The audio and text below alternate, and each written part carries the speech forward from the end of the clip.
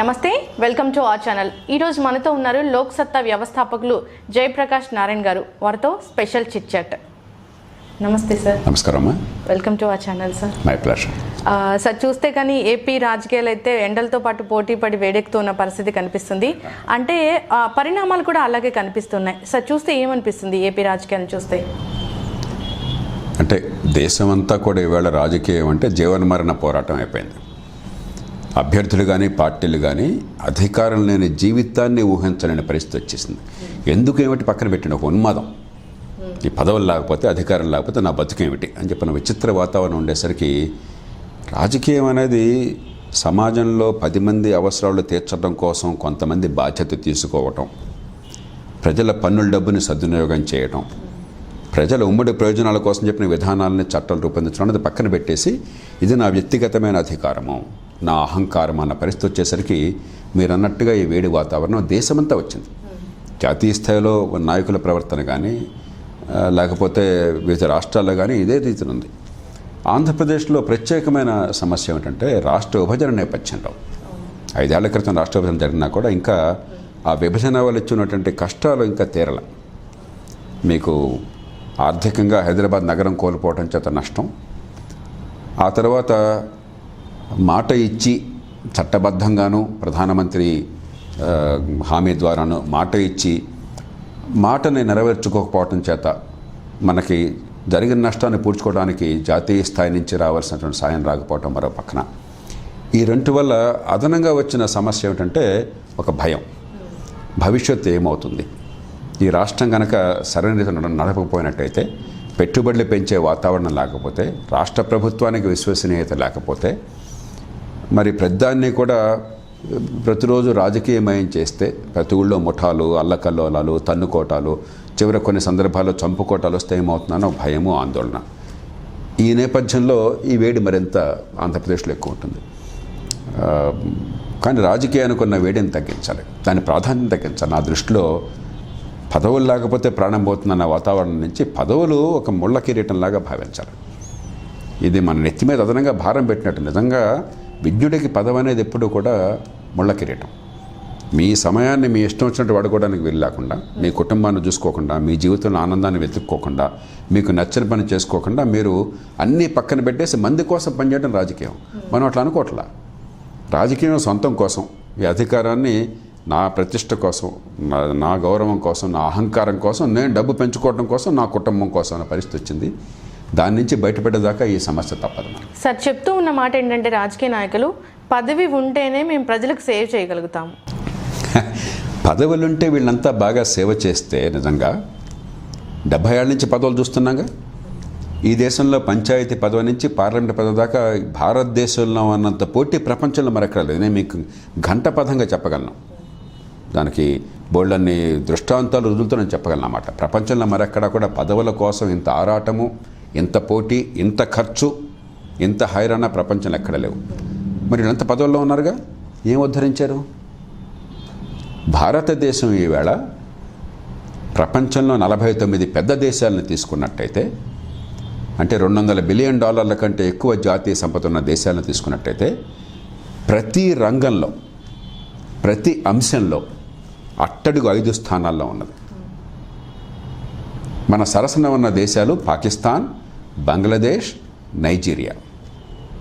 అంటే భారత్తో కలిసి 4 దేశాలు ప్రతి రంగంలో చివరి 5లో ఉన్నాయి. 5వ దేశం ఒక్కొక్క రంగాన్ని బట్టి ఒక్కొక్క దేశం వస్తూ పోతూ ఉన్నది.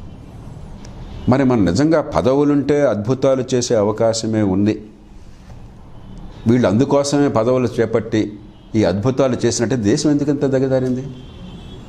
మన విద్య ఎంత అధ్వాన్నంగా ఉంది. 180 మంది పిల్లలకి, నేను ఘంటపథంగా చెప్పగలను, 180 మంది పిల్లలకి స్కూళ్ళకి వెళ్ళి చదువుకుంటున్నాం అనుకున్నా కూడా కనీసమైనటువంటి అక్షర జ్ఞానము, కనీసమైనటువంటి లెక్కలు చేసే శక్తి, కనీసం విషయాన్ని అర్థం చేసిన శక్తి లేదు. నేను చాలా లెక్కలతో, ప్రామాణికమైన లెక్కలతో చెప్తున్నాను అన్నమాట. 180 మంది పిల్లలకి భవిష్యత్తు లేదు. 12 లక్షల మంది పిల్లలు ఈ దేశంలో 5 ఏళ్ల లోపల ఏడాదికి చనిపోతున్నారు. 190 మంది పిల్లలు చనిపోయేది నివారించదగ్గ వ్యాధుల వల్ల. మరి ఎక్కడ జరుగుతుంది లోపం?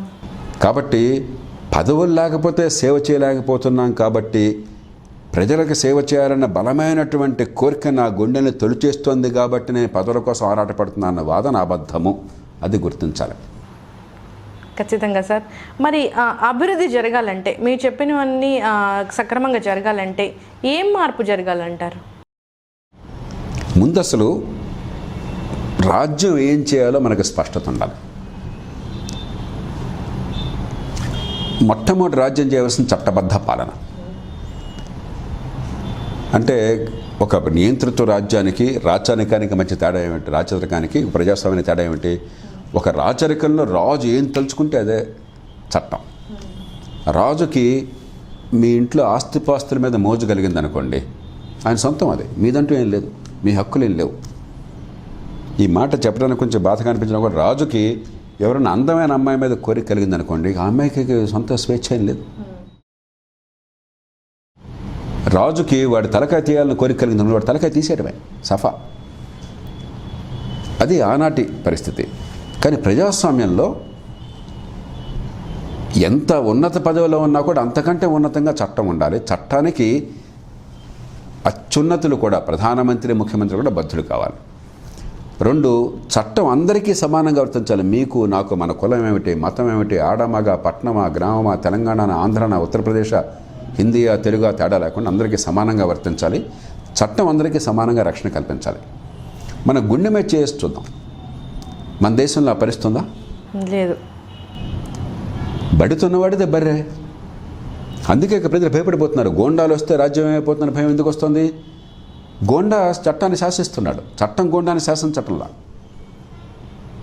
ఎవడికి బాగా కండబలం ఉంటే, ఎవడి చేతుల్లో దుడ్డుకర్ర ఉంటే వాడు మొత్తం సొంతం చేసుకోగలుగుతున్నాడు. మనందరం కూడా మౌన ప్రేక్షకులు అయిపోతున్నాం, కన్నీళ్ళు కార్చాల్సి వస్తుంది. ఆ పరిస్థితి మార్చకపోతే ప్రజాస్వామ్యం ఏమవుతుంది? దేశంలో అభివృద్ధి ఎట్లా వస్తుంది? సామాన్యులకు న్యాయం ఎట్లా జరుగుతుంది? పేదవాడిని, లేకపోతే మరి అధికారానికి దగ్గరగా లేనివాడిని చులకనగా చేసేవాడు ఆస్తులు లాక్కుంటుంటే, వాడిని చావగొడుతుంటే, లేకపోతే హత్యలు చేస్తూ ఉంటే, హత్యలు చేసిన శిక్షలు అయిన పరిస్థితి వస్తే ఇంకా ప్రజాస్వామ్యం ఏమిటి? ఇది మొట్టమొదటి చేయాలి. మన దేశంలో అది జరగటంలా. ఈ దేశంలో ఇంకా శాంతి భద్రత సమాజంలో ఉన్నాయంటే ప్రభుత్వాల వల్ల కాదు, మన కుటుంబాల వల్ల, సమాజంలో ఉన్నటువంటి ఓర్పు సంయమనం వల్ల. అంతేగాని ప్రభుత్వాల నిర్వాహకం వల్ల ఈ దేశంలో శాంతి భద్రతలు లేవు, చట్టబద్ధ పాలన లేదు.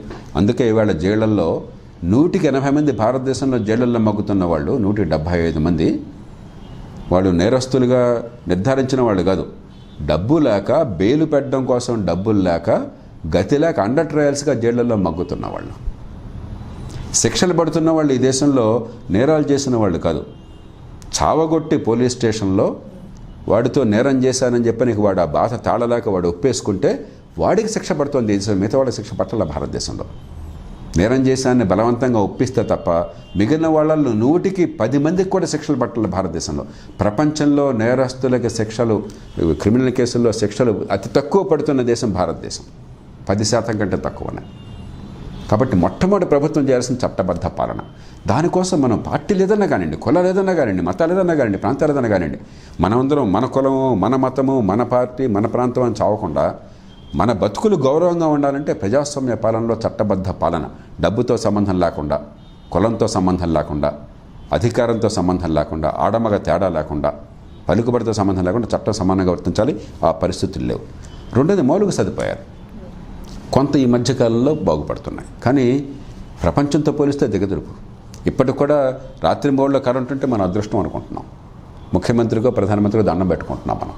అదేదో వాళ్ళు మన బెచ్చగాళ్ళలాగా వాడేదో మనకి కరెంటు దానం చేసినట్టుగా. ప్రపంచంలో ఎన్నదగ్గ ప్రతి దేశంలో 24 గంటల కరెంటు, ప్రతి రంగంలో, ప్రతి పట్టణం గ్రామం తేడా లేకుండా నిరంతరం 50 ఏళ్ళ నుంచి అందుబాటులో ఉంది. ఇప్పుడు కూడా మనకు లేదు. మన రోడ్లు, మన ట్రాఫిక్ ఎట్లా ఉన్నాయో మనకు తెలుసు. మన పొల్యూషన్ ఎట్లా ఉందో మనకు తెలుసు. అట్లాగే మంచినీళ్ళు, ఇదిగో ఈ బాటిల్డ్ వాటర్ లేకపోతే మంచినీళ్ళు తాగి బతుకుతామని నమ్మకం ఒక్కడికి కూడా లేదు. ఇంట్లో ఆక్వా గార్డ్ లేకపోతే, బాటిల్డ్ వాటర్ లేకపోతే, అట్లాగే మీకు ఆల్ అవుటో మరొకటో లేకపోతే ఈ దోమల నుంచి తప్పించుకుంటాం అన్న నమ్మకం ఒక్కడికి కూడా లేదు. అంటే మౌలికమైన ప్రజా అవసరాలు, మౌలిక సదుపాయాలు పక్కన మౌలిక ప్రజా అవసరాలు. మంచినీళ్ళు, వర్షం కురిస్తే వరదలు వచ్చేస్తాయి, వర్షం లేకపోతే గుండె దొరకడానికి నీళ్లు కూడా ఉండవు. విచిత్రమైనటువంటి సమాజాన్ని నిర్మాణం చేసుకున్నాం మనం. కాబట్టి ఈ మౌలిక అవసరాలు తీర్చడం కోసం ప్రభుత్వం దృష్టి పెట్టాలి. మూడోది మంచి ప్రమాణాల విద్య, మంచి ఆరోగ్యం.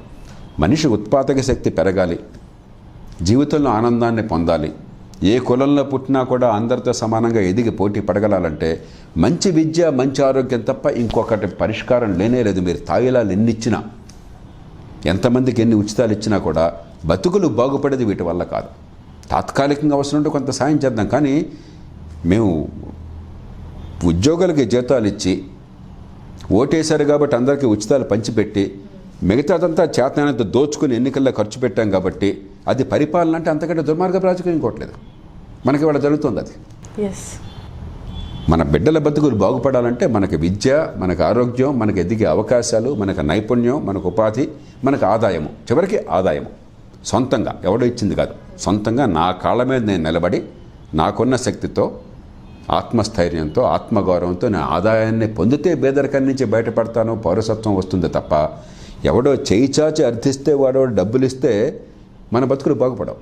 మనకి వాళ్ళ రాజకీయం ఏమైంది?